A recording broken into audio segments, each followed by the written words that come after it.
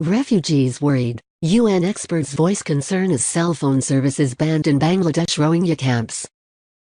The use of mobile phone and internet is so common in most of our lives that we may be left in a fix if these technological boons were to be someday snatched from us all of a sudden. In a development that comes close to this, Bangladesh's telecommunications regulatory body has reportedly asked operators to shut down cell phone services in sprawling camps in the southeast where hundreds of thousands of Rohingya refugees. From Myanmar Live, they have cited a security threat and illegal use of phones. What just happened? Zakir Hussain Khan, a spokesman for the Bangladesh Telecommunication Regulatory Commission, was quoted as saying by news agency Associated Press (AP) that they have asked the operators to respond to the order within 7 days.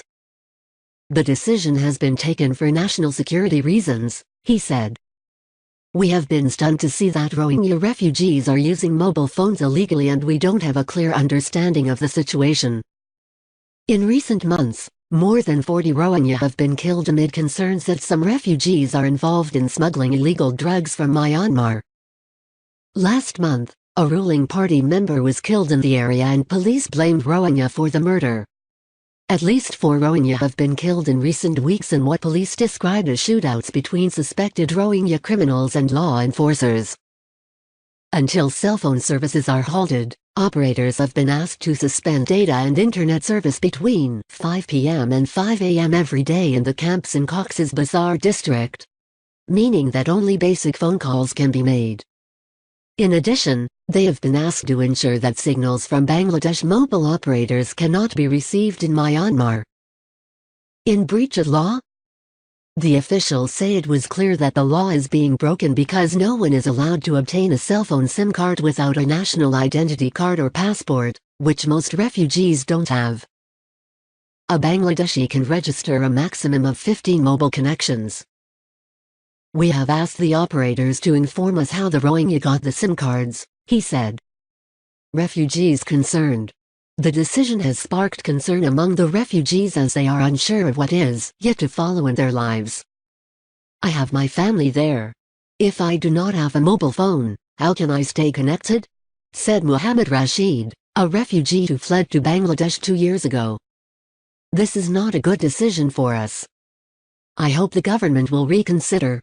Other refugees said they obtained SIM cards from Bangladeshi citizens who registered phones in their own names and then sold them to the refugees. More than 700,000 Rohingya fled a harsh security crackdown in Myanmar 2 years ago and are staying in the refugee camps in Bangladesh.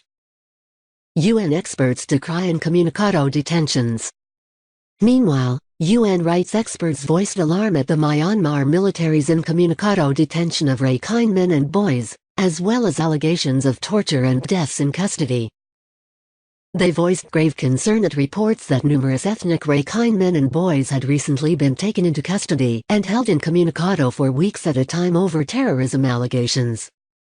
With many reporting they were tortured while detained, reported AFP. The practice of incommunicado detention must be immediately brought to an end, the 3 experts, who are independent and do not speak for the world body, said in a statement. There must be a credible independent investigation into the allegations of torture and inhuman treatment, deaths in custody, and reliance on forced confessions in cases involving Arakan army-related allegations, they said.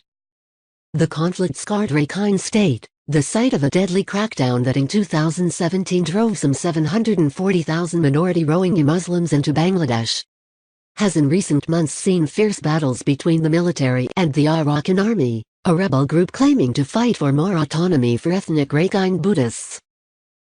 The UN experts pointed to the case of Naingong Chen, who was rounded up with others in Kyokyun village in Buthaidong on August 8, and who was held incommunicado until August 21. He was allegedly given electric shocks by soldiers until he confessed to having ties to the Arakan army. His father, who was finally permitted to visit him on August 22, reported he had sustained injuries to his face and complained of pain in his back, chest and head. UN experts said they were particularly concerned about cases of incommunicado detention in light of reports regarding at least 15 deaths in custody of men alleged to be associates of the Arakan army.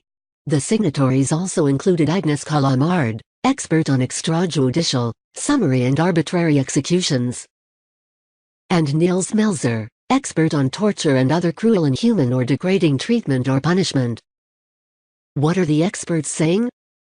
They called on the military to make the results of its ongoing investigation into those deaths public, and to hold the perpetrators accountable.